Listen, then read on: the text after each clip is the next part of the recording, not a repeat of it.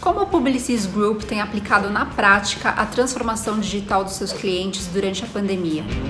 No episódio 3 do Conexão Global, Justin Billingsley, recém-nomeado a CMO Global do grupo, fala sobre a estratégia da holding, a importância da questão racial e até mesmo a situação peculiar que o Brasil vivencia hoje. Confere aí.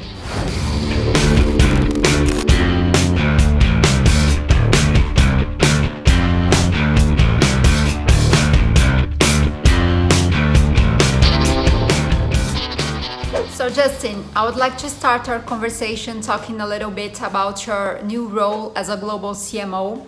Was it something that it was already decided before the pandemic? Publicis Groupe has never had a global CMO job before. It's always been something that we've kept at a country level or a solution level or a brand level. And it's something that Artur and I have been talking about for many months, actually since late last year, choosing the right time to do it. Because we really felt that now that we have such an incredibly broad and substantial set of tools between Sapient and Epsilon, all of these different acquisitions, is to work out how they fit together and how we go to market and tell a clear story was really the job that needs to be done. So we were talking about it late last year, and then it was a tough decision whether we announce and make the change in the middle of a lockdown, because it's a tough time to start a new job, particularly when you've got to meet new people and meet the clients and everything's like this. It's been challenging, but it's been already very rewarding. It's a great. Our clients need us now more than ever, and this is a good time to be good partners to them and to spend time with them and help them through their challenge. Why has the group decided to create this new role, and what changes in practical terms? More and more of the reviews that we are having, whether they be new clients or existing clients looking at different options, is that they're looking for end-to-end models. They're looking for whole models, whole journey models that cover everything about the consumer's journey, whether it be from data to creativity, through media, through even innovation and product development. And so we need someone at the global level to help put those teams together. So I think there are two reasons. The first is that we've got an increasing number of global reviews happening that are looking for these solutions. And I've been lucky enough in the past 3 years to be looking after some of the biggest pitches we've run and built some of these agency models for those clients. So I've got a track record both as a client that understands what clients need, but also building these agencies for clients like Daimler, like Beiersdorf that we won last year. The conversations with clients in this period must have changed. How are you helping them to navigate in this scenario where the only certainty is the uncertainty? So I think your description of the challenge is exactly right. We can't predict. And all we know is how we feel today. All we know is the data we have today. All we know is that we feel uncertain. And what I've been saying to my teams, and what I've been remembering when I work with the clients, is that we have to remember our clients are not companies, they're people. They are people with the same concerns, the same anxieties, the same worries for their families and their health and their jobs. And so they're going to be making a series of decisions based on how they're feeling and what they know. And we want to be the partners, and we are being the partners that are there for them to have the empathy to understand their challenges and to find solutions. One of the great things about being a holding company in this situation is that, and so to be able to shift resources from media to creativity, from creativity to innovation, depending on what our clients need, has been a real blessing. I'm sure it's going to be a big challenge to make it through this crisis and recover if you're a independent shop focused on creativity or independent strategy agency or something. So I think it's a good time to be a holding company, and it's a good time for us to be a great partner to our clients, to have that empathy to work on those solutions. You might have seen that about a month ago now, we launched a new media product in the US called The Pact. And The Pact was there designed around exactly this challenge of uncertainty. So if clients are worried about putting their toe back in the water and investing again in the market, we wanted to make a media product that guaranteed a good old-fashioned money-back guarantee, guaranteed business outcomes. And there are other guaranteed media products that guarantee traffic or guarantee eyeballs or whatever. But this was a product that actually guaranteed results for the company, guaranteed sales. And if a company invests in media with us and they don't get the sales, they get their money back. We've had exactly 0 claims on that so far from all the companies that have taken it up, because we think it's a great product and it's working. And that's the kind of thing, that kind of innovation is what's going to be required to bring our clients back to the market with confidence. How the group expects the communication industry to be in a post-COVID scenario? We are not in the prediction business. We are managing as best we can with what we have today. What's true is that this is a global experience, but different parts of the world are in different places on the same curve. It's obviously very distressing for me to see what is happening in Brazil as we're recording this interview. It's distressing to wake up in the morning and read the latest news from Brazil. But while Brazil is at a certain point in this experience, we've got other parts of the world that are to some extent coming out of it, whether it be in Korea or Japan or China, of course, and Singapore. My home country, Australia, New Zealand, where they claim they've got no cases anymore. And we can see in those places how economic behavior returns, how consumer confidence returns, which kind of categories are coming back. And we'll learn about that as the waves go through the different countries around the world, and we'll adapt. We're a global business, we're very connected, and we're helping our local clients in those places and our global clients that have challenges in Latin America today, but also some growth coming back in Asia, navigate through those things.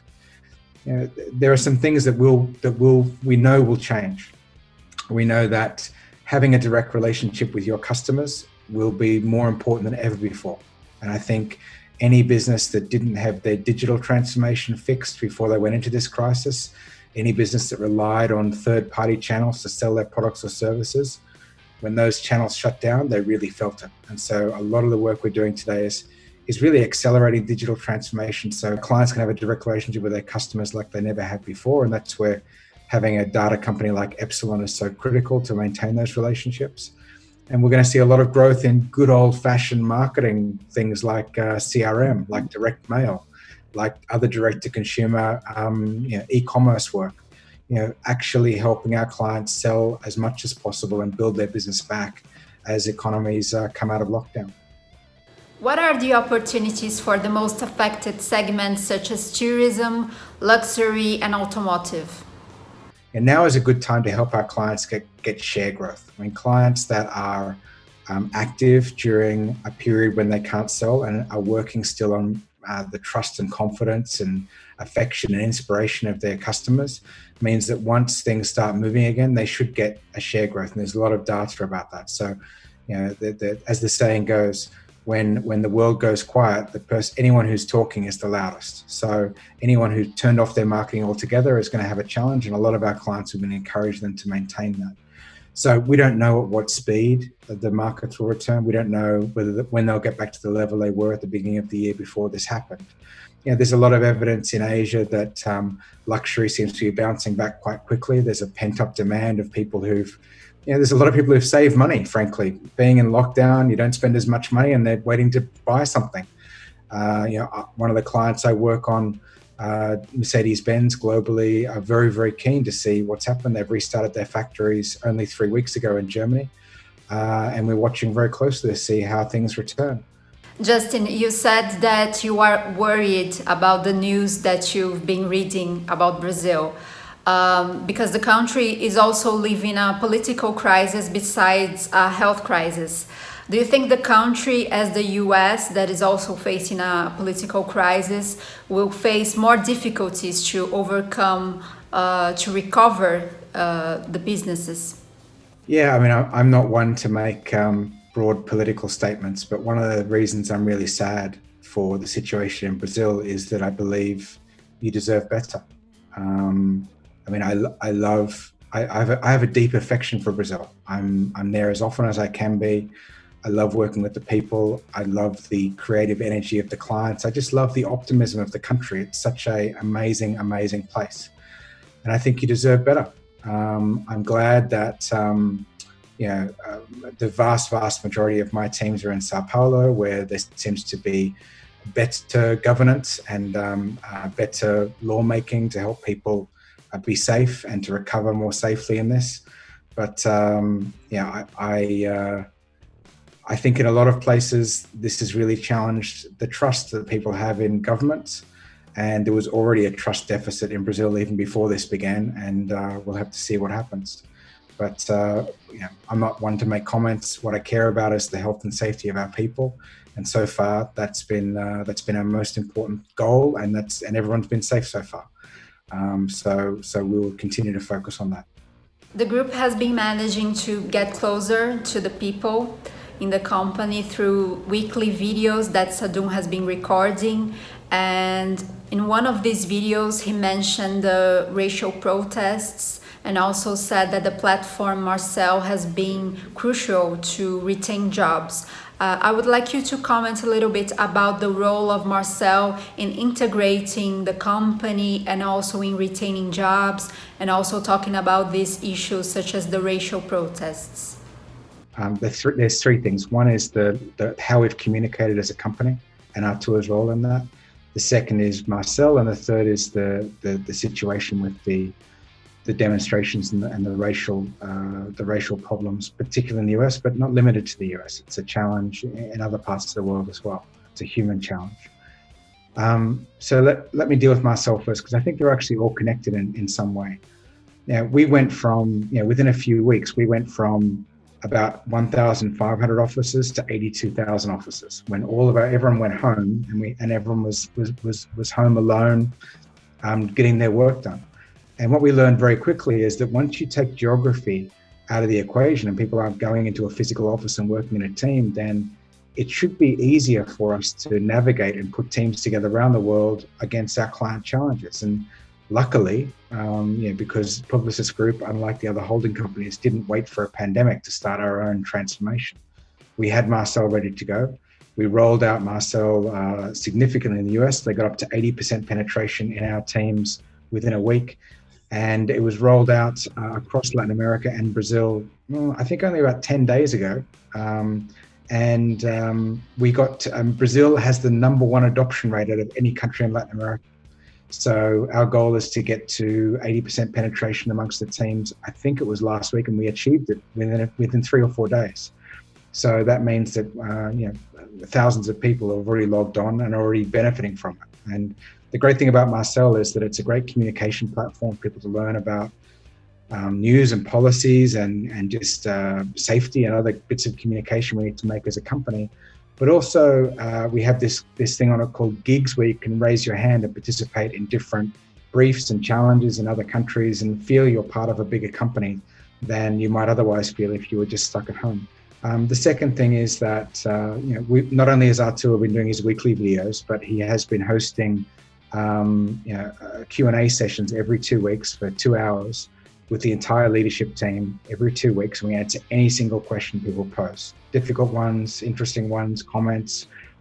And I think one of the unintended consequences of this crisis is that we're going to have people come out of this feeling like they work for something called Publicis. And both of those things have been really important in the last week, as this situation regarding the racial challenges in society and in our industry have been risen to be such a key topic.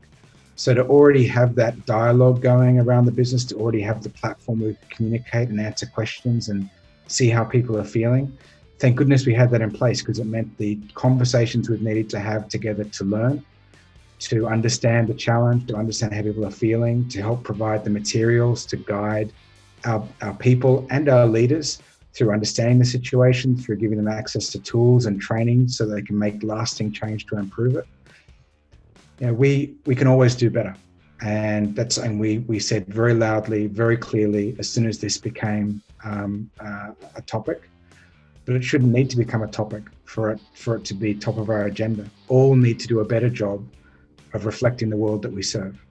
And our industry is not the best at that. And we'd like to, over time, be the best in the industry at it. And so that's going to take time, it's going to take commitment, it's going to take honesty. Publicis Groupe talks about digital transformation for some time, but how are you seeing this become true to the clients during the pandemic? The crisis is, we really see it as a catalyst. It's really accelerated the journeys that a lot of our clients were already on. So instead of a 2-year plan to build a direct-to-consumer e-commerce model, they've now given us 3 months or 6 months to help them build it. Instead of investing in, purposeful, creative and statements of the future, they're looking for things that help them sell their products and services today. And then last year's acquisition of Epsilon gave us access to first-party data about individual consumers that meant that we could help our clients have a direct relationship with them like they couldn't before. For the past years, digital disruptors have been nipping away at our kind of legacy brands, legacy clients, and they've really used this as an opportunity to change, to become digital first, and we're the partners that can help them do that like no one else. The holding has won some accounts during the pandemic. What are the pros and cons of remote pitches? We've had a number of pitches that started in the real world, shall we say, and concluded in the remote world. And now we're in the middle of pitches that started wholly remotely. And it kind of works. There are some real benefits to it because you can really draw together the right talent no matter where they are. I think one of the habits in pitches is you kind of reach for the right people in an office or in a city to form around a pitch. Now we can literally look at the RFP, the need, and say, who are the best people in the world to solve this challenge? And we can build that team together from around the world because we're working like this more and more. We've had some fantastic wins. We won McDonald's Media in China. Just 2 weeks ago, we had the GSK win, which is the biggest, one of the biggest reviews so far in Brazil this year, which is wonderful to have that appointment. We won Sephora in the US, which is an amazing media account, which is one of the biggest media accounts that pitched this year. So we're off to a very strong start in difficult circumstances, and I think it's a testament to how flexible and ready for this technology and this change Publicis already was. It's been relatively natural for us to get into this new way of working, and I think clients can see it. Has this period been good for client and agency relationship? I judge the relationship between an agency and their client by the quality of the last brief. If the last brief was requesting an edit to an ad or a campaign for July or help us launch this thing, then that's not really a lasting relationship. That's a client-vendor relationship where they're trying to buy a specific thing off you. The kind of relationships I invest in, the kind of relationships we as a company build, are relationships when clients brief us on their long-term problems they need to solve. Do they need to bring in a whole new cohort of millennial consumers? Do they need to reduce their cost of selling by a third? Do they need to innovate to leapfrog their competition? Really proper, meaty questions. And the great benefit of being in a holding company is that if our clients give us a proper brief on their problems, we're not trying to sell them advertising, or we're not trying to sell them just an idea or just some media or just some data. We're trying to solve the problem, and the problem will always need a different set of things to solve it. We are in the business of selling our clients growth. That's the product I sell. I sell them growth. And if we stop selling them growth, then they shouldn't work with us. They shouldn't work with any holding companies if they can't sell them growth. So we're in the growth business. And we sell growth in the form of creativity, in technology, in data, and transformation.